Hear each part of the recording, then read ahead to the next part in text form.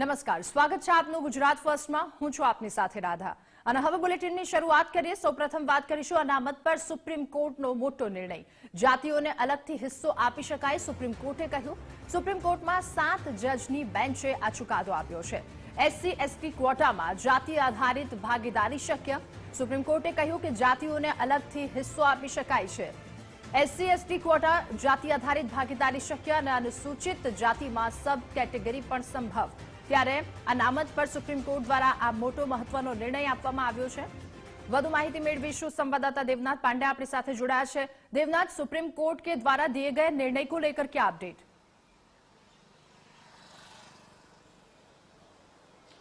राधा, बिल्कुल देखिए, supreme court में इस पूरे मामले की सुनवाई चल रही थी। 7 जजों की जो पीठ है वो इस मामले की सुनवाई कर रही थी, जिनमें 6 जजों ने इस पूरे मामले में कहा है कि जो कोटे के अंदर कोटा होता है वो राज्य सरकारें उस पर अपना फैसला ले सकती हैं, जबकि एक जज इसके खिलाफ थे। इसे कहे हम कि पूर्ण बहुमत से कोटे में कोटा वाली जो बातें कही जा रही थी वो राज्य सरकारों के अधीन आ गया है।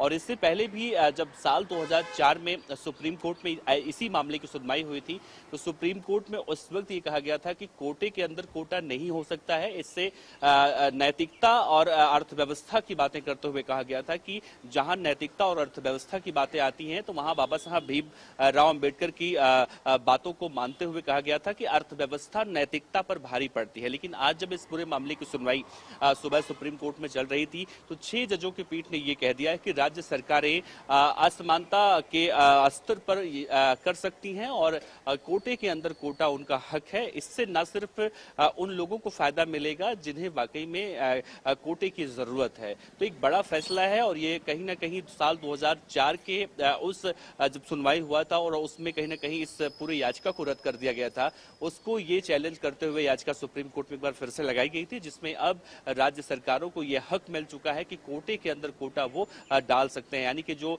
सब कैटेगरी बनाई जाती है, सब कैटेगरी राज्य सरकार बना सकता है। इससे उन सभी अनुसूचित जाति या फिर अनुसूचित जनजातियों को फायदा मिलेगा उनके अर्थव्यवस्था या आर्थिक स्थिति के आधार पर। राधा, तो बड़ा फैसला इसे कह सकते हैं। जी जी देवनाथ, धन्यवाद आपका अपडेट के लिए।